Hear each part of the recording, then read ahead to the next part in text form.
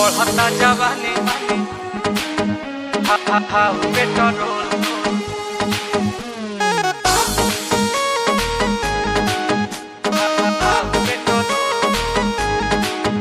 के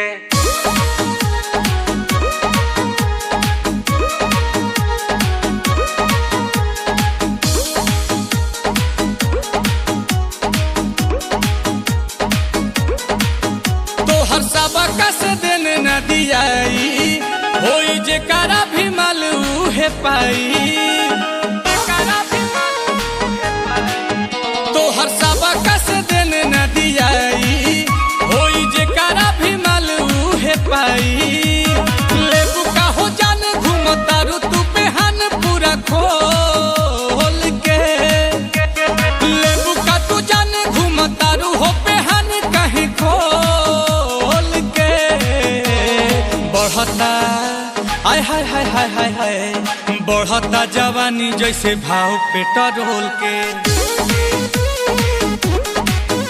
अरे बढ़ता जवानी जैसे भाव पेट्रोल के।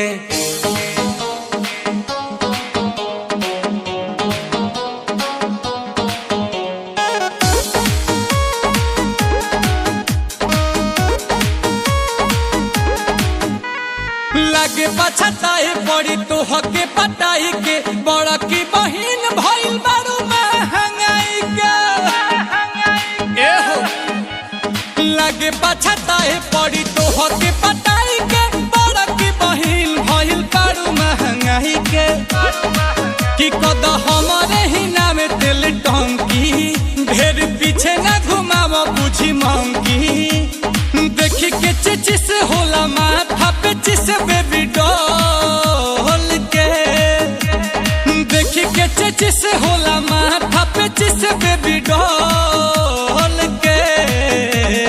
बढ़ता ओए होए होए होए होए होए बढ़ता जवानी जैसे भाव पेट्रोल के। बढ़ता जवानी जैसे भाव पेट्रोल के।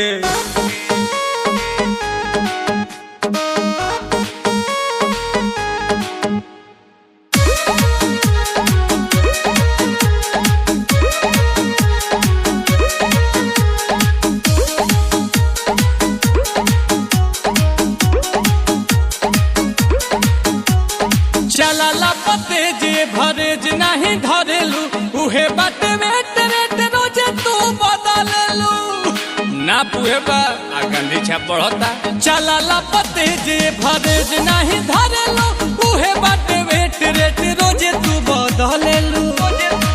कि बड़ी महंगा भइल बारू आयल काहे करेलू करे जा हमर खायल। आ सुनील कमल चाहतारे हो कि